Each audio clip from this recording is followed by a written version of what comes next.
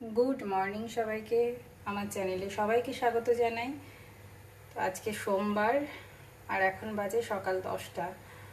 তো চন্দন অফিস চলে গেছে, আর এদিকে গুল্লাইয়ের স্কুল আজকে স্টাডি লিভ আছে, কালকে ওদের এক্সাম আছে।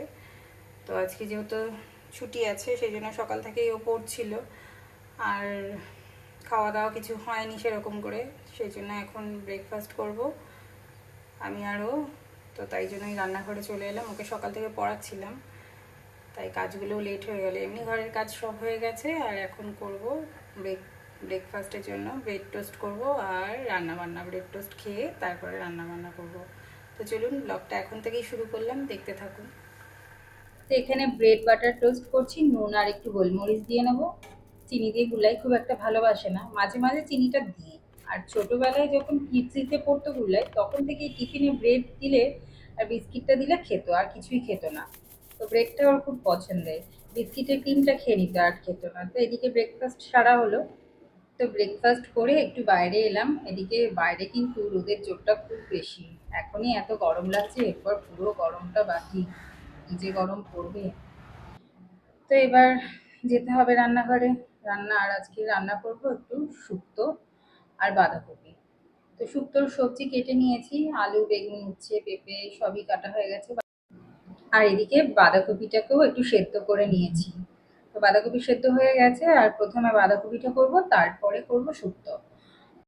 বাঁধাকপি খেতে তো বেশ ভালো লাগে, কিন্তু থাইরয়েডের জন্য খাওয়া বারণ, তো তাই বেশি খাওয়া হয় না, বেশি খাই না আর কি। আর আমার খাওয়া বারণ, কিন্তু আমার জন্য তো সবার খাওয়া বন্ধ করে দিতে পারি না, আর মেয়েকেও তো খাওয়া শেখাতে হবে, তাই মাঝে মাঝে করেই ফেলি। তবে আমি খাই, অল্প করে খাই। তো যাই হোক, এদিকে আলুগুলোও কষানো হয়ে গেছে। তবে এইসব রান্নাগুলো বেশ টাইম সাপেক্ষ ব্যাপার। আর আজকে মেয়েকে পড়াতে গিয়ে এদিকে একটু দেরি হয়ে গেল। কালকে হচ্ছে বাংলা পরীক্ষা, তাই একটু বসতে হলো, না হলে সকালে নিজেই পড়ে নেয়। মানে বিকেলে বসতে হয়, বিকেলে বসি পড়াতে, কিন্তু সকালে নিজেই পড়ে নেয়। তো এবার সেদ্ধ বাঁধাকপিগুলো দিয়ে ভালো করে একটু কষিয়ে নেবো।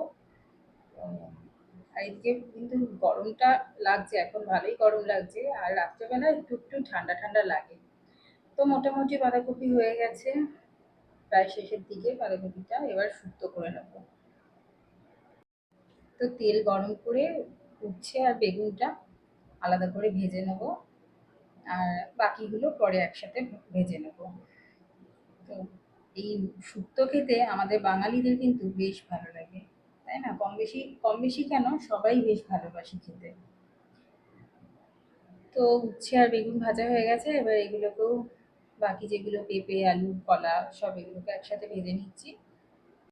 এদিকে গ্রাইন্ডারটা খারাপ হয়ে গেছে, খারাপ হয়ে যাওয়াতে এটি হয়েছে এখন একটু ভরসা। আর এদিকে নিয়েছি শুক্তোর গুঁড়োটা, মশলাটা, আর আদার পেস্ট নিয়েছি।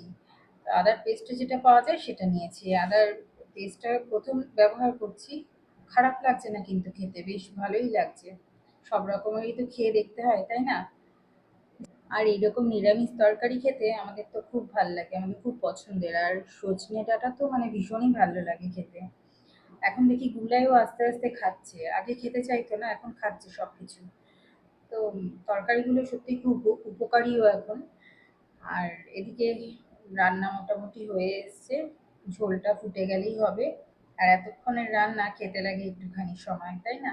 তরকারি নামিয়ে মা মেতে এবার খেয়ে নেবার পালা। এদিকে এখন বাজে সন্ধ্যে 7টা, আর এখন চা করবো, আর দুধটাও গরম বসিয়েছি, গুল্লাই যদি খায়।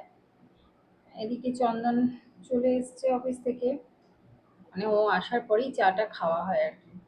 আর মানে দিনে একবার যেহেতু চা খাই আমি, মানে আমি খাই একবারই, কারণ শনি রবিবার হলে দুবার খাওয়া হয়, আর এমনি দিনে একবারই খাই।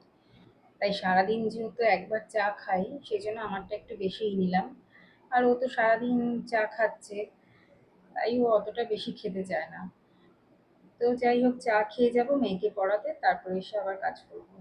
আর এখন বাজে রাত 10টা। বুল্লাই বলল প্যানকেক খাবো, তো আমি সেজন্য প্যানকেক করতে চলে এলাম।